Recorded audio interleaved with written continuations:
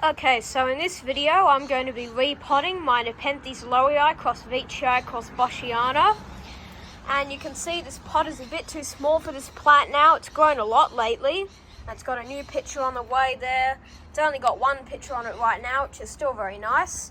So we're going to upgrade it to this slightly larger pot, which will last it a little bit longer until it gets a bit larger. So in this video we're going to be doing that, and we're also going to be testing out this new Nepenthes potting mix that I got from a carnivorous plant meeting.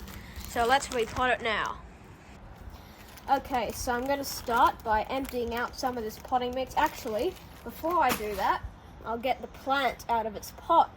And another reason why I'm repotting it, you can see it's quite wobbly there. So I'll also put a stake in it, which I will get later on after I put it in the new pot. So there's also some clover which I'm going to be getting out. I'm just going to loosen it up. And there we have it. So you can see there are quite a lot of roots in here. They're a very dark colour, which makes it hard to see. But there's the root mass there. And I'm just going to gently massage and try to get all of the old soil off without taking too many of the roots off. You're going to get some root damage, no matter how gentle you are, but you want to minimise that. So this video is also going to be a how-to on repotting.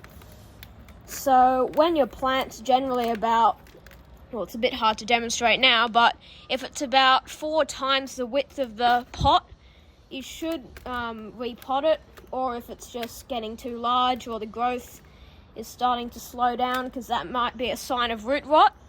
There's that clover, which I'm not going to be gentle pulling out. Right there, I'll just throw that on the ground for now. I'll clean that up later. Of course, we don't want clovers in because it takes up the soil's nutrients and it doesn't allow the plant to grow as well as it could. But it doesn't slow it down that much, so don't freak out if you've got a tiny little clover in your plant. So you can see there's a root there, that's what they look like. And I think that should be enough for now. So I'm going to lie that down, and now I'm going to get the potting mix out. So you can see in here, got some very chunky orchid bark and perlite, and it's very heavy, so I'm nervous I'm going to accidentally drop it on the plant. So I'm going to open it away from the container. Sorry if this isn't in the video. I'm just going to grab some.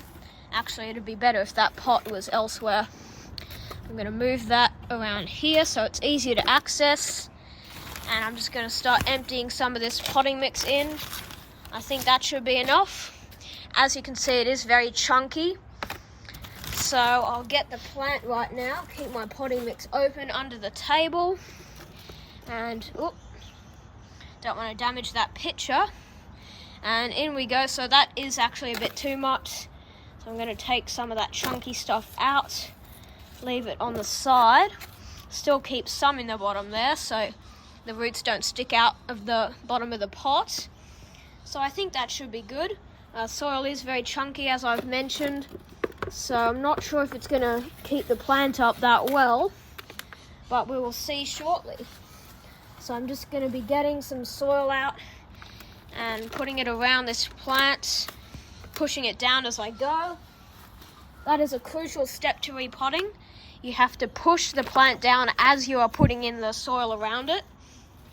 And I forgot to actually say that, so you put a little bit of soil in at the base, and then you sort of just sit the plant in there, and there should be a ring of emptiness around the pot.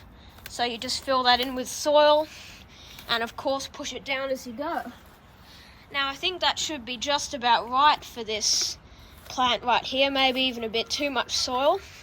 I could have put that down a bit lower, but there you can see my plant nice in the center of the pot. And it is still a bit wobbly, so I am going to put a stake in there, but it's much more stable than in this pot. And I'm just going to put some of that old moss around there because it did look very nice. Not sure if there's going to be enough though, considering the size of the pot. So I'm just going to scatter it around a bit. And there we go. So that's my lowii veitchii boschiana. I won't forget the tag, which is very dirty right now. But yeah, I'm going to go get the stake. Okay, so I've got my stake here. It is quite small, which is perfect for this size of plant. I'm just going to stick it in right beside Hopefully don't mess up the roots. That's why I'm being very gentle. That seems... so I'm just trying to find a spot where it will slide in easily and not disturb any of the root mass. But I think that spot's going to be the best choice. So in we go. Push in the soil around it. Get another chunk in there. Why not? And now I'm going to get this plant Velcro tape and just strap it around.